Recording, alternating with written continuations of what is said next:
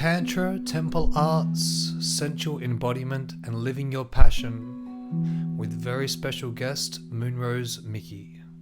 This is episode number 19 of Music, Spirit and Accountability with Jay Hode and Michael Cooper.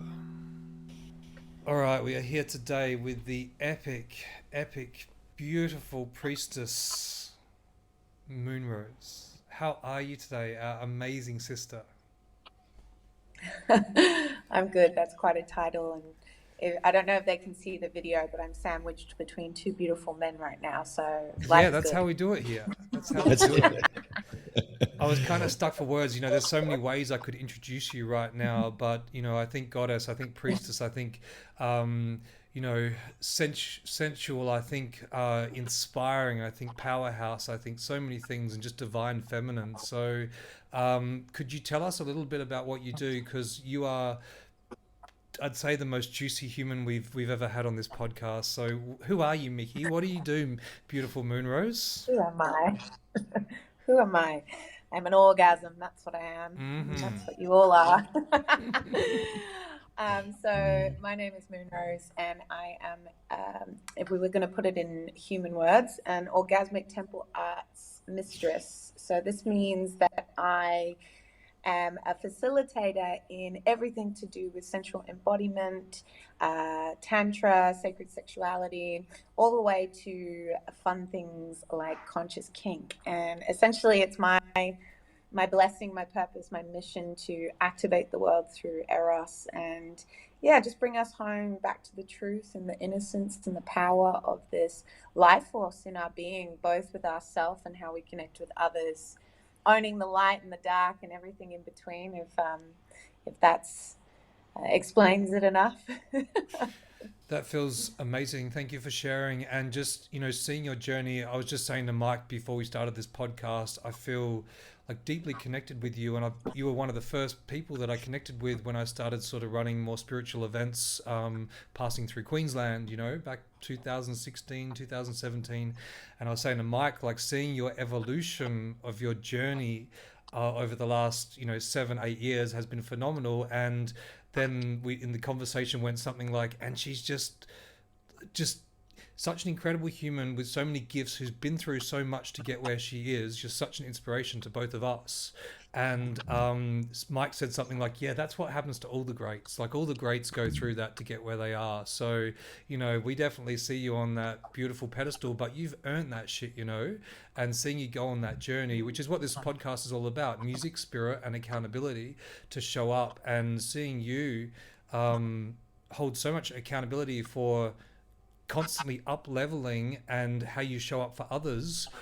Can you just tell us a bit about that journey, and just, I don't know, anything that's relevant to anything that is being triggered right now? Yeah, I can see a few things that we can talk about, especially when I think of our journey and that connection to, music and sound and the turn on and expression, and how our voice is so connected to our sex. And, it's been a big journey of finding my freedom in both of those things, as I wasn't always feeling sexy or alive in my body. It's been a big journey to reclaim these parts and feel safe and comfortable with who I am in all of the spectrum of what I am. And, that's where Tantra and all of these beautiful kind of pathways really resonated with me the most, and really opened gateways within me where I was shut down, and healing from sexual trauma and healing from all the delicious parts of humanness that we go through, especially if we have experienced things like PTSD, and how important these parts were to actually just feeling safe in my body, learning what consent and boundaries are, like the basic human things that I don't even consider fully sexual, that should just be taught growing up, around touch and who I am as a woman in the world, and feeling at peace with my expression in that, and giving permission to others through not only how I show up in that authentic eros, but also, it's a big part of the artist in me. And that that's where I feel me and you have always really connected, is Yeah. that ability to, like, you know, it's almost like, I call it correct relating. Everyone, we're all coming back to love, and we're always connecting with people, and the eros wants to run in the different ways, and that doesn't always look sexual. And what I found between our relationship was through the music, how much that dance happens and the magic happens through the energy and the frequency, and that you can see that play within it when we come into that space. Yeah, it's such a gift to get to that point where we can feel these things and play in those realms. So yeah, it's definitely been a light and dark journey, and coming home into authentic expression is, I think, the path I'm on. Yeah, beautiful. It's amazing how, music and sexuality, they just take everything else away. It's almost like everything else disappears. Like when I'm sitting in that space, lost in music with you, lost in music with myself, lost in, sexuality, lost in that playful bliss, like nothing else exists. And it's just such a gift to be in that. And just, what you just said too, that pillar that you hold for, um, yeah, just for people to choose to up level themselves, to show up, to step into the darkness, to come into the light, or step into the lightness to go into the dark. However, you put that, just really honoring that divine space that you hold, Mickey. It's just such a gift, and you do it so freaking well. Mm. Yeah, I think it's the biggest thing is feeling safe in our base. And I always have a little joke and a giggle that I think the safest people are usually the kinkiest, Mm, because they're not afraid of their 100%. desires, and they're not afraid to communicate and express and create space for all of them to exist. And I think there's something else so important that you just said around knowing the difference between, when we think of darkness, we think bad, wrong, Mm, evil, like these malevolent things, rather than darkness meaning primordial, darkness in its depth of these parts of us, the part of you that is in the body, that is human, that feels emotions, that feels turn on, that, and if we shove that into the dark, that's when it comes out in shadow. mm. And that's where those rejected aspects come out in distortion. So what I love about, the musical expression, creative expression, flow state, it is connected to the sacral, and it has an undertone of bliss. It's going to have an undertone of arousal. And so if we're on that pathway of wanting to even just be more in our authentic expression in business, in relationships, in our creativity, we have to be willing to feel our turn on and make our peace with that, with the primal parts, the body, the being who's actually feeling the desire, and how then we can alchemize it into higher states of experience when we bring it into the light and bring it into the heart, and express that energy in different ways. Wow, Mickey, so well said. Thank you for. I really hope people in this interview with you get to see a bit of a different side of you, because I haven't heard you speak like that. I mean, I don't catch obviously all of your social media stuff, but when what I do is always phenomenal. But it's beautiful to hear that wisdom said so articulately from you, Mike. I'm going to hand it over to you, brother. I'm sure you're bubbling with some epic questions for Moonrose. Yeah, I've always probably going to follow on from that point, and just speaking into how Moon Roses shares her wisdom. I've been blessed to have, I don't know what the number is, a handful of voice messages from her about certain topics, and every time it's like, one, there's intuition behind it, and it's just like drops it straight on the needle, like it's pinpoint accuracy, but the depth of it, and then the understanding on either side of it, and there's clearly knowledge there which has been alchemized into wisdom. It's an embodiment of it. And I think what we see mostly through the space that Moonrose holds and the way that she communicates is the embodiment. That's, that she is the walking, living, breathing embodiment of what she speaks. and it's always congruent. And she may ebb and flow with wherever she's at in life or whatever she's traversing, but it's the true embodiment wherever she's at. And it's really cool to watch. So just wanted to speak into that and say it's thank you for what you've shared and the insights that you've given us as well. I think this is, firstly, I just want to make sure my screen is on, but I just want to, really receiving you guys and how I feel you see me and acknowledge these parts. And I also want to acknowledge that embodiment piece when I guess where the big difference for me came on my journey into Tantra and all of this is not only reconnecting with my feminine, and this beautiful divine feminine energy that I have that allows me to feel so deeply and allows me to, be in this sensual aspect to really enjoy this character that I am and everything that is. But it's also my masculine energy. My masculine energy has always invited me into that inner union. And that inner union in me is like, well, how do I show up in integrity? Like my inner masculine is like relentless in looking at my things and showing up in integrity with how I say I want to live and what my values are and my pathway in that, because it's easy to talk a game, but to actually be able to look at your things and to walk that walk. It's not just once or in a workshop. It's every fucking day. It's how I have this inner dance, and it's something I teach people about. It's like your daily dance between these aspects. I mean, that's, I feel, why I can hold the work deeper or be able to communicate, with such depth of feeling, because that's that inner dance between these aspects of myself.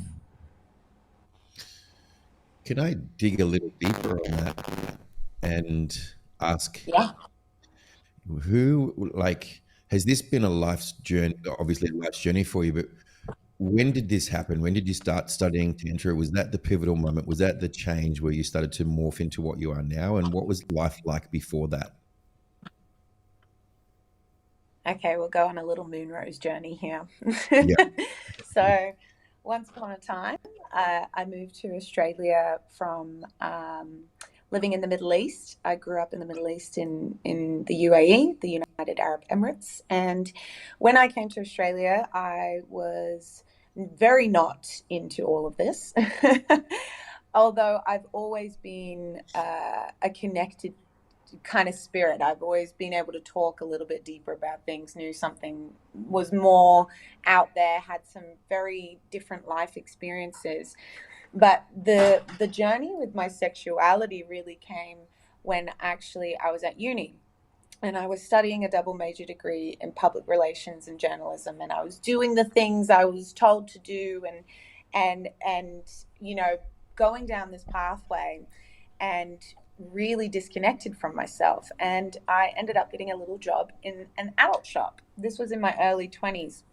I got a little job in an adult shop, and I was already studying like energy healing, and I was already into yoga and all of these kind of things. I was already doing burlesque, and I started doing things like topless waitressing, and was really intrigued and curious about these things. And when I got this little job in this adult shop, it like opened up a whole world that I didn't even know existed. It was like taking an interest in pleasure, and not just as an object or a thing, or it really opened my eyes of like, I fucking don't know anything about my pleasure. What is that? What are those? Where does that go? Like, what do you stick? It was a very eye-opening experience, especially growing up in a country where those things weren't available. It was illegal. They, in the Middle East, in Muslim countries, they don't have this kind of stuff. And so I grew up in a society, in an Irish Catholic household, where everything to do with my sexuality was completely a no-no, which really created the rebel in me. And that's the delicious part of me that would go out and get drunk and do all sorts of debauchery, because I couldn't just be with these parts. I had a lot of shame around them and a lot of disconnect, and I didn't know how to get them out in healthy, loving ways. And so when I started working in an adult shop, that's where I found my first Tantra book. And the Tantra book that I found, compared to what I know now, is very different. But when I started to actually just explore my own self pleasure, I started to de-armor my body with toys and with these curiosities that led me into experiences that unlocked pleasure beyond just feeling an orgasm. Like I would be having a full-on cervical orgasm, and then I'd be time traveling through Egyptian pyramids in the bath, and I'm like, wow, this is a portal, and I wanted to know more, and I wanted to understand what was happening for me, and to really allow myself to go deeper, because I knew there was something here for me. There was a calling. Every time I went into my pleasure, it went into something really deep and sacred, and realizing like, holy shit, my womb is so much more than just a flesh thing or pleasure. There's a whole portal going on there. And so it really led me into, well, I love this. I found a passion in sharing and getting excited about allowing people to look at their pleasure differently. And that from there, it led me into, I became a tantric masseuse. I offered tantric massage for so many years. I still do tantric body work here and there for the right, clients and people. It led me into being a tantric mistress, which is weaving conscious kink. And I got the gift of not just in the holistic world, but actually stepping into the adult industry and going, okay, I'm going to do this my way, and like opening portals that me and my clients, it would blow me away of like, wow, this is the truth of this work, and this is what's available, and we're not even touching the tip of the iceberg in what our erotic energy actually is and the gift of it. That really has led me down a very unique and different pathway that kind of merges the worlds and bridges these gaps. And I know so many other women and men who feel called to this work and holding these spaces and don't know quite where to go, or there's still a lot of shame and fear around these things. So it started to open my eyes, open my body, and then led me into later being in service and passion of wanting to show people the truth of their sensual soul. Thank you. Wow. Amazing, Mickey. Thank you so much. I love that. I just wrote down truth of this work, like the truth of this work. Those words just landed with me. So, seeing the profound shifts that I guess I've witnessed quite a few of your clients, at least their social media, let's say, transitions over the last few years. People that have worked with you and been one person, then seem to come out a whole different person in such a positive, empowered, strong pillar kind of energy. I can only imagine how that must feel to be working those sorts of spaces. And I mean, I kind of do, I guess, with mine, with music and a little with tantra as well. But just that work, people always say, things like, I'm not sure where to go from here. I feel like there's something missing in my life. So often I'll say Tantra.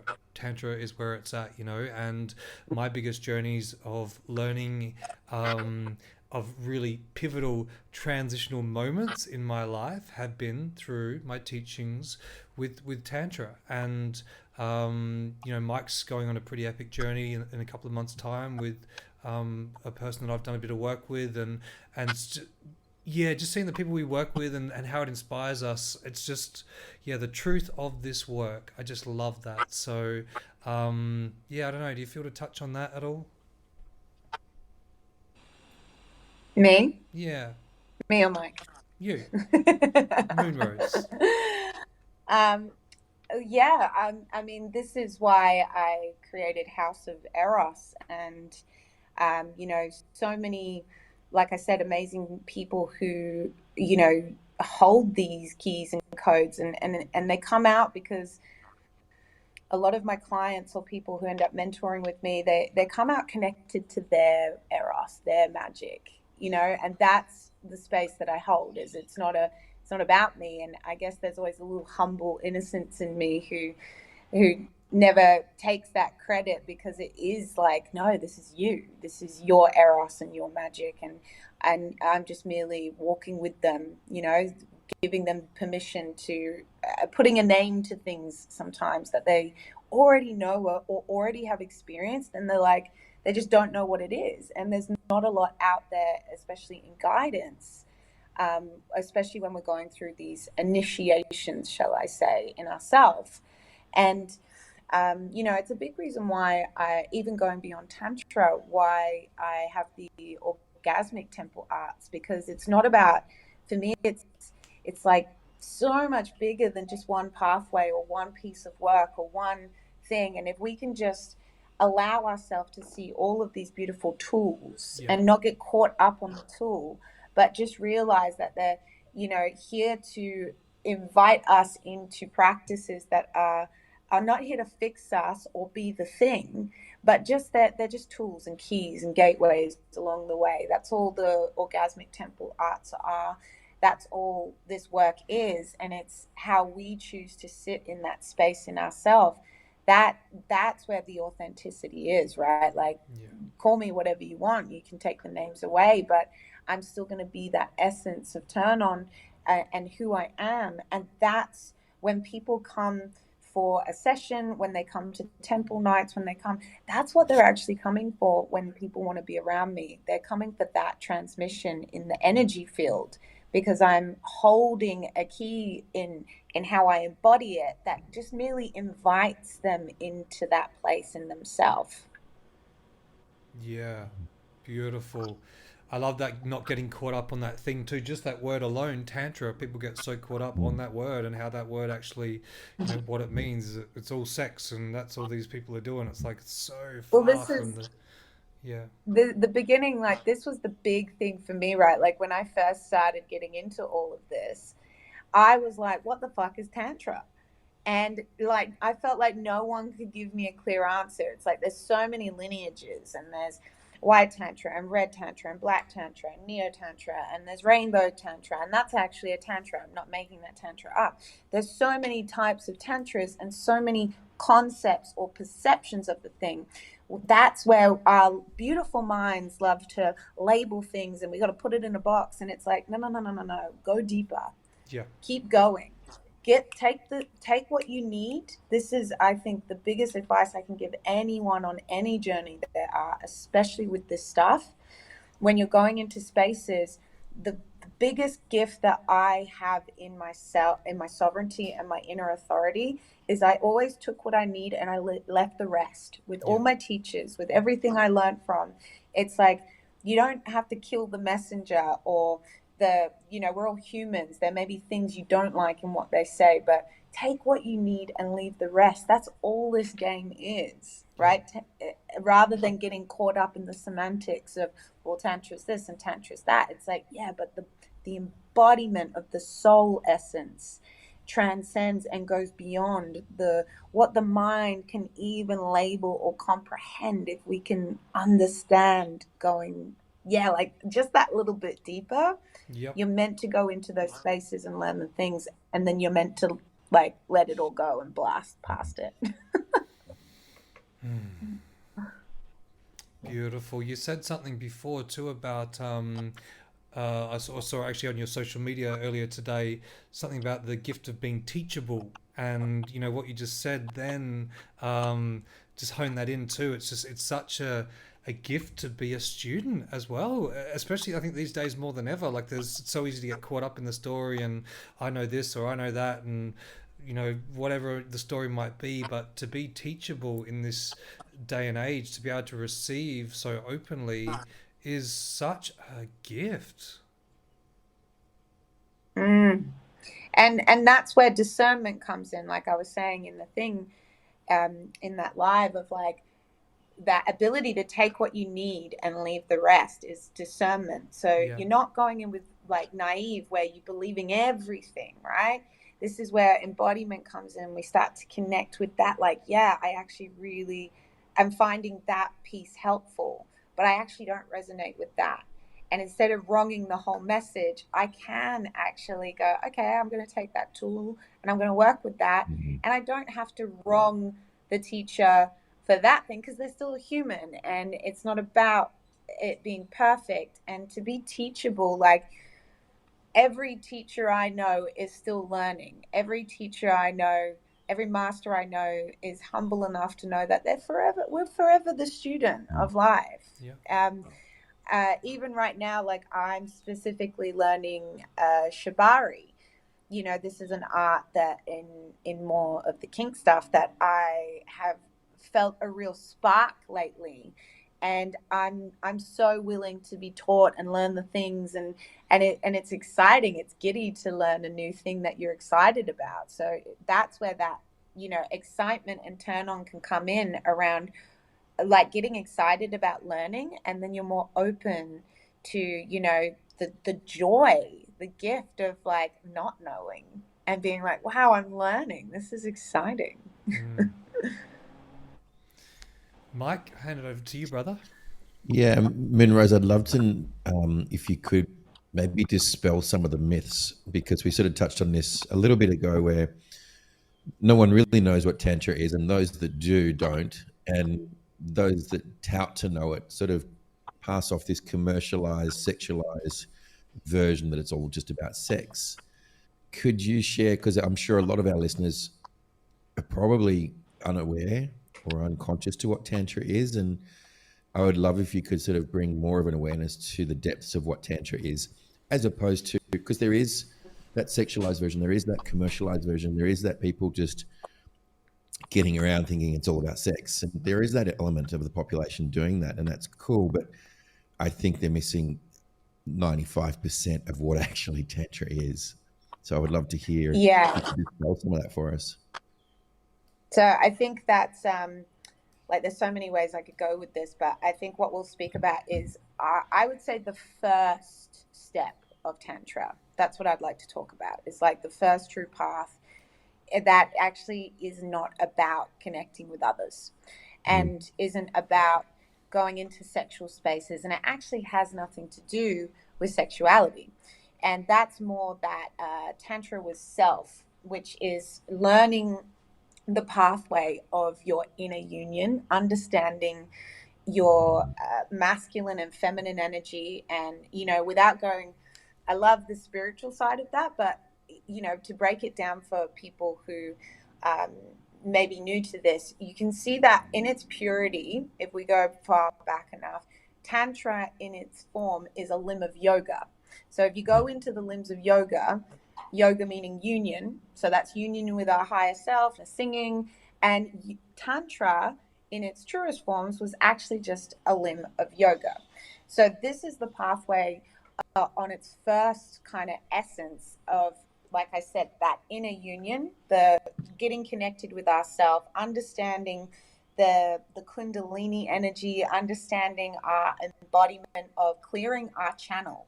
So the first step of Tantra is actually purification between that sex and that heart and that mind, getting to know the primal part, getting to know the self beyond the self. And these practices, the only difference between Tantra and a lot of other paths is it does include the wisdom of the sexual body. It includes the wisdom of erotic energy. And the first place is to purify that and reconnect it with ourselves so that we can actually go and feed our brain with it.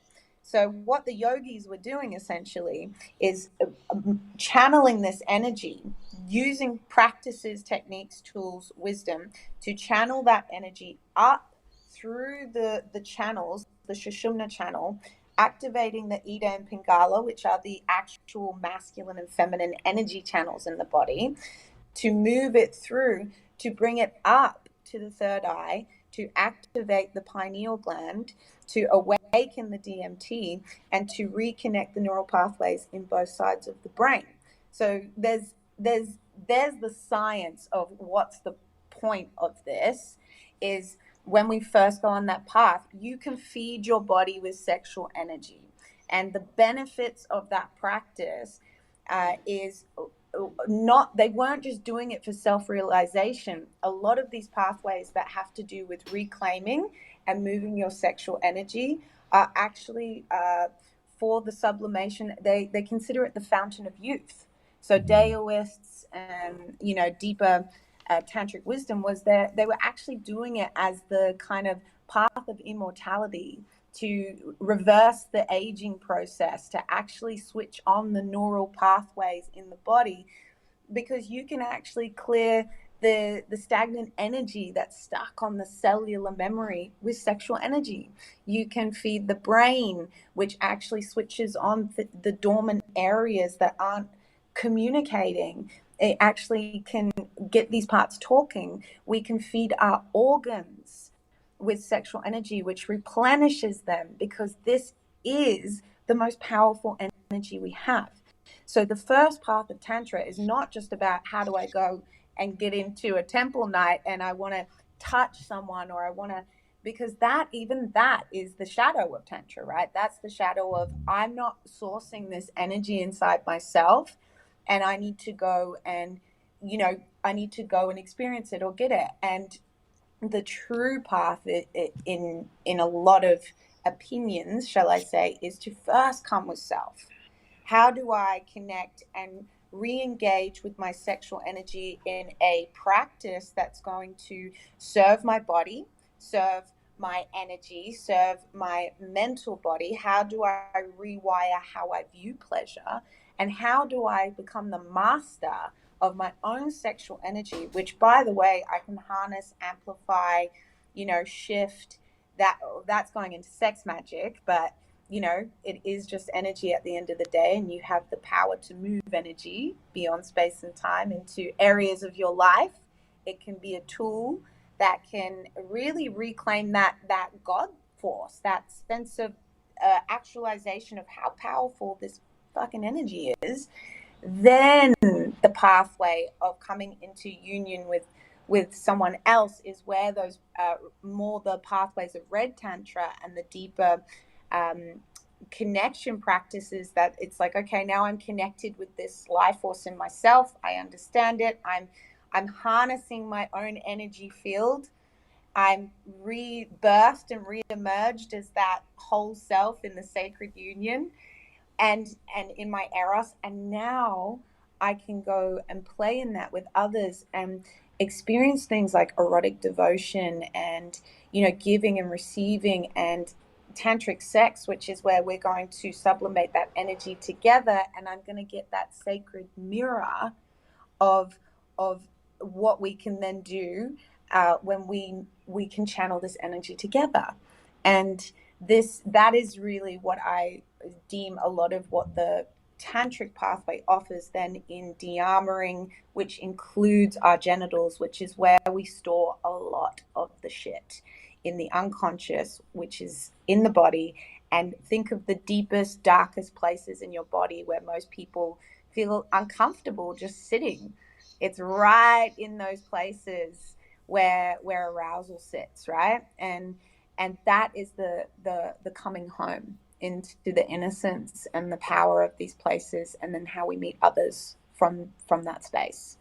And that, I haven't even gone into tantric kink, but that, I feel like that's a whole journey in itself. No doubt. No doubt. Thank you, Moonrose. Yeah. That I got to ask, can you just touch a little bit on the tantric kink side of things there as well? Like you kind of set it up. Yeah. Come on. Well, Twist my here's arm. the fun kicker, right? Is once we've connected with our primal body, we've made, you know, I understand, I'm in this body, I feel this eros, I can channel it in other ways, I can experience it with other people. What I love about tantric kink is it's really based on a lot of what you consider neo tantra. And Neo Tantra is more the westernized version that a lot of people, are up and down about. But there are some gifts there.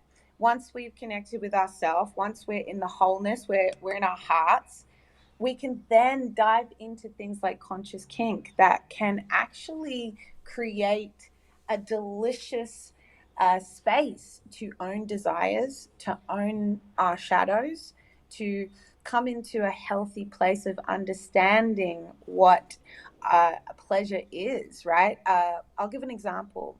Um, like a conscious kink, uh, dominance and submission can be a way to explore polarity, right?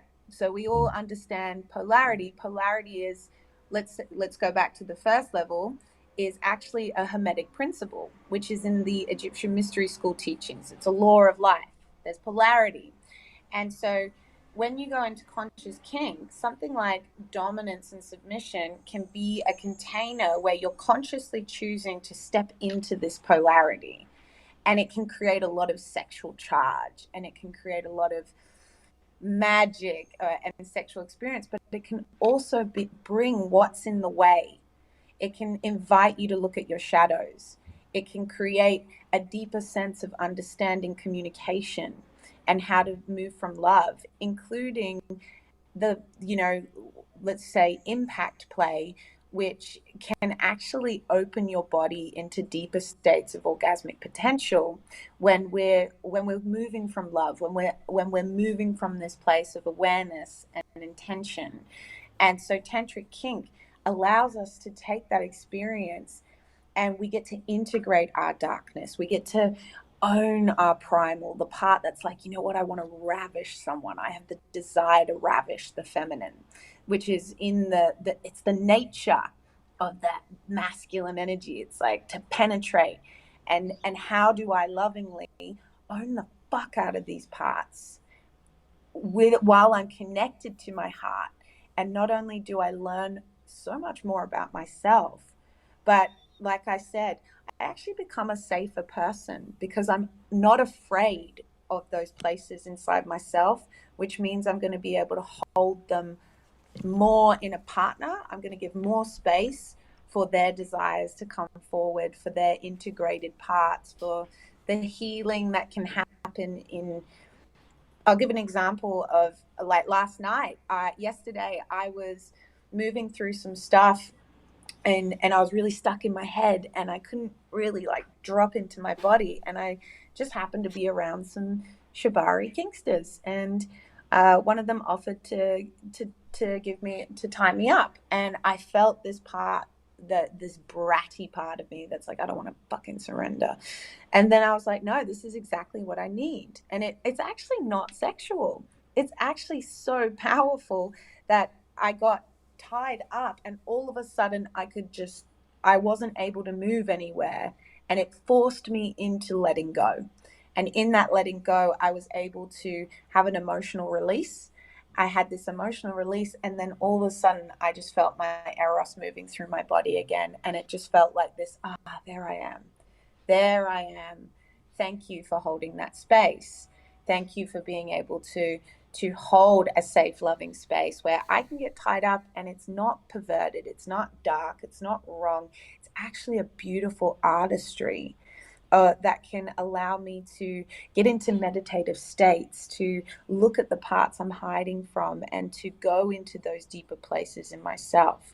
So this is why I call it the orgasmic temple arts. Not everybody's ready for that level. Not everybody's ready for an orgasmic spanking, but that's where it's like, okay, where am I? And the whole point of any temple work is to go at your pace, go into the areas of the temple, and it's not about for someone else, it's for you to get to know yourself, to reclaim these parts, and to come home, to come to peace with all of you.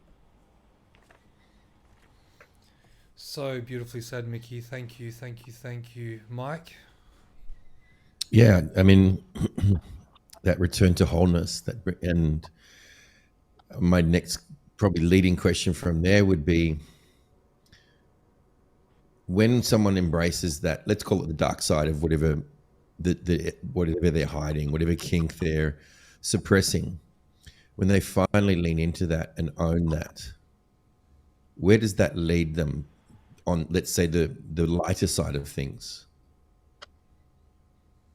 Okay, I'll give an example of when I started to own my dominatrix, right? So that you can think of that as my authority side. That's my masculine energy. And that's that penetrative energy I have that I felt uncomfortable owning because I got told as a woman that I shouldn't be like that and I shouldn't have those parts. And to be a dominating person is not welcomed. I took up too much space. So it meant that I was shutting myself down a lot, and I was actually scared to not only take up space in my body, but to speak up when it was time to speak up, or feel safe in my authority of being able to state a boundary or own the fuck out of my life. And so when I actually gave this part, it's not all of me, but it's an aspect of me that I was like, you know what? I'm going to give this a space to exist. And when I remember when I first started like actually owning it, owning my ability to take someone to their edge with love, with fierce fucking love, and the ability to, create impact and hold someone in that edge, and like this beautiful artist, like it felt like artistry in my body. It was like I had the life force through moving through me, and I would sit afterwards in this space of feeling like I was on a whole nother level of life because I'd finally owned that part. And what that led into was it affected me actually like being able to speak my boundaries more. It was me actually owning my space and feeling confident enough to share my work with the world, to create my business around it, to own who I am, which actually then allows me to be more feminine.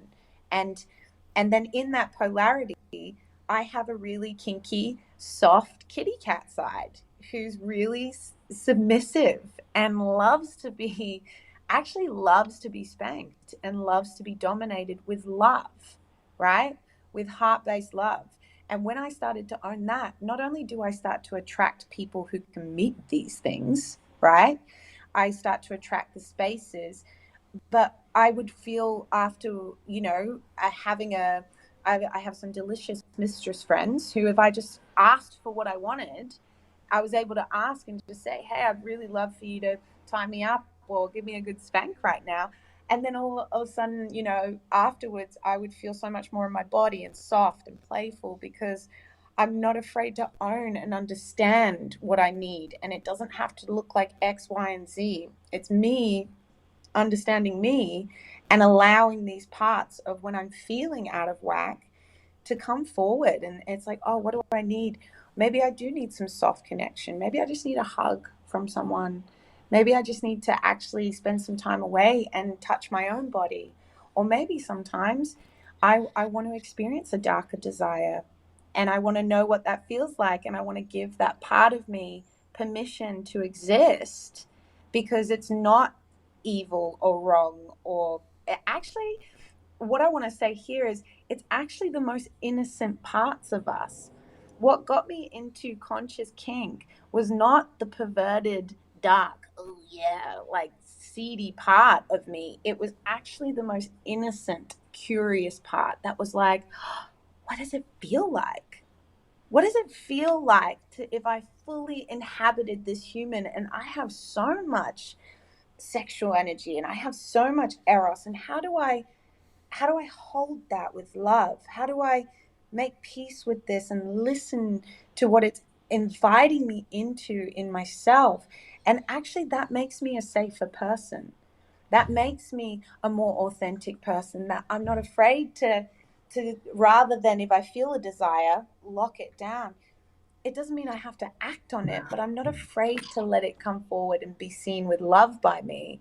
And if I choose to act act on these things, I can find the healthy spaces, know the healthy people. I can create that space in a loving, consensual, adult, mature way, or I can just at least be with it and sit with it in my body and go, yeah, I honor that part that may want to experience that because it wants to experience it, or because, like when I get spanked, I want to let go.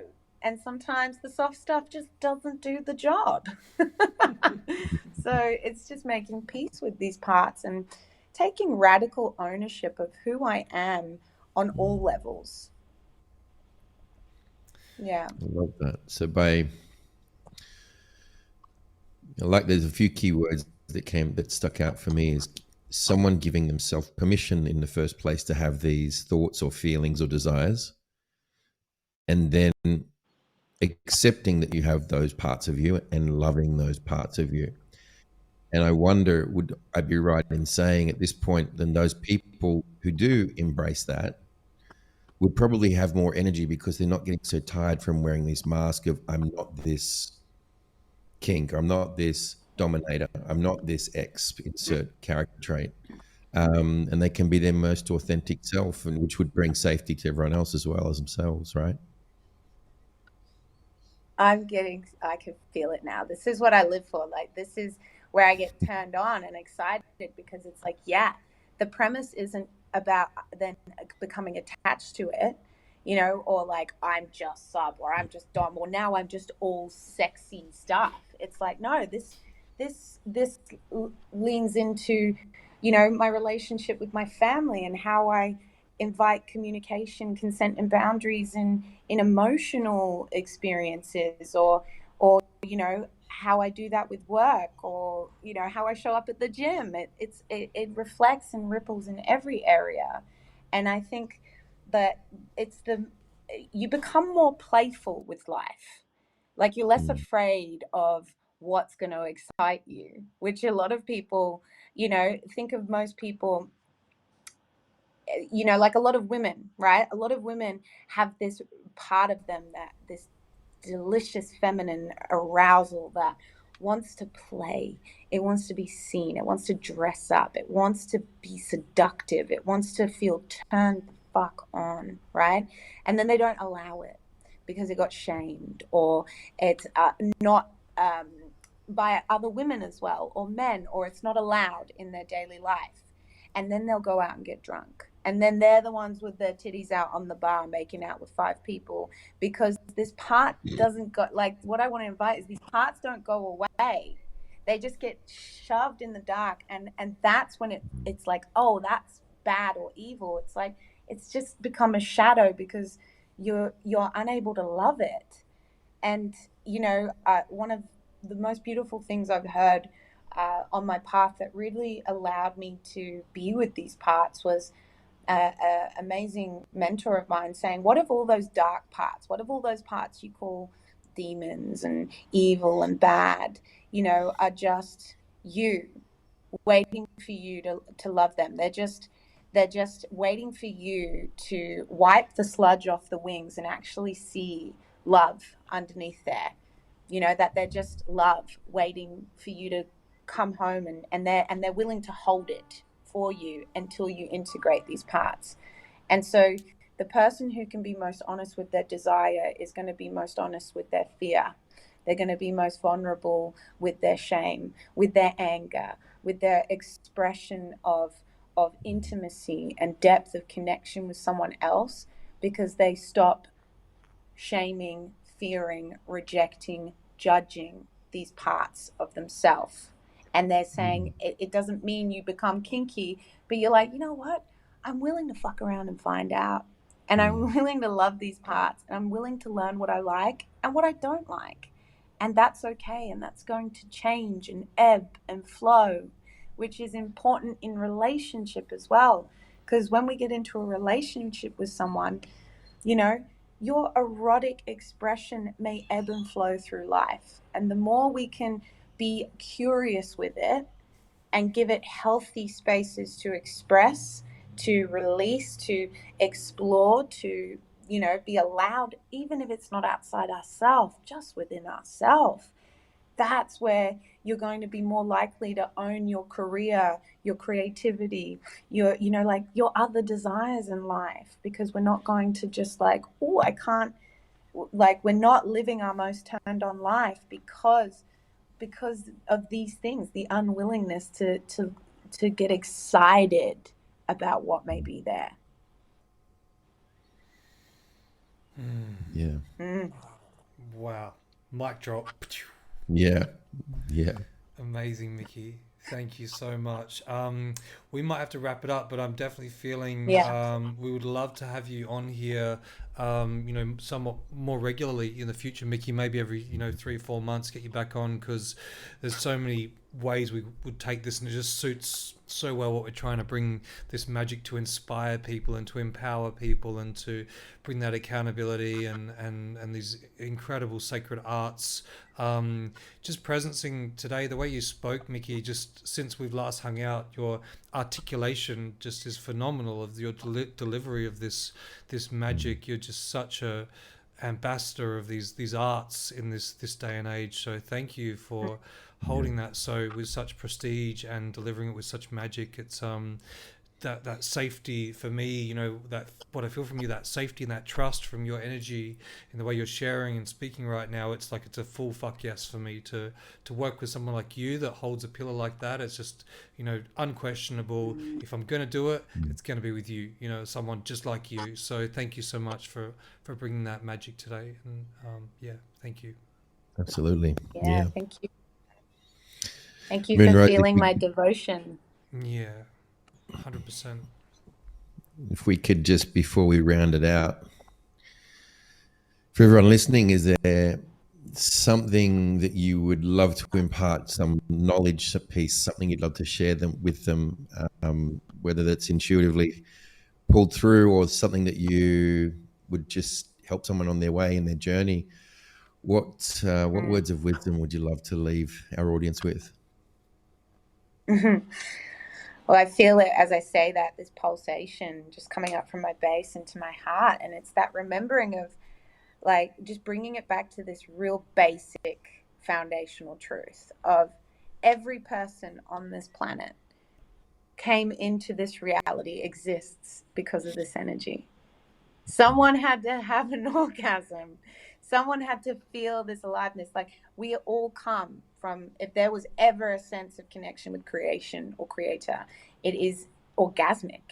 And when you can find like that in itself, there's a peace there. There's a, oh yeah, this is actually natural and holy, and everything along the journey is just the sludge, the programs, the conditions, the beliefs, the shit that's stopping you from allowing this full life force to run through you, that can be your guidance system. So my invitation is to remember that pleasure is not just a goal, it's a state of being. It's a practice. It's a way we connect with our base and understand that in the world, that can lead us to a place of feeling erotic peace. And I know along my journey that if there was ever a place, if you ask me what is my goal, it's like to feel erotic peace, because that's the deepest place. That's what sexual enlightenment is to me. That's the deepest place you could sit in my body, in my base. So and to feel that sense of love with all parts of who I am, and remembering, the bigger picture and orgasmic creation. We all come from orgasmic bliss. So it's time to reclaim your connection with it. That was a sexy sermon. It sure was. And take you to church.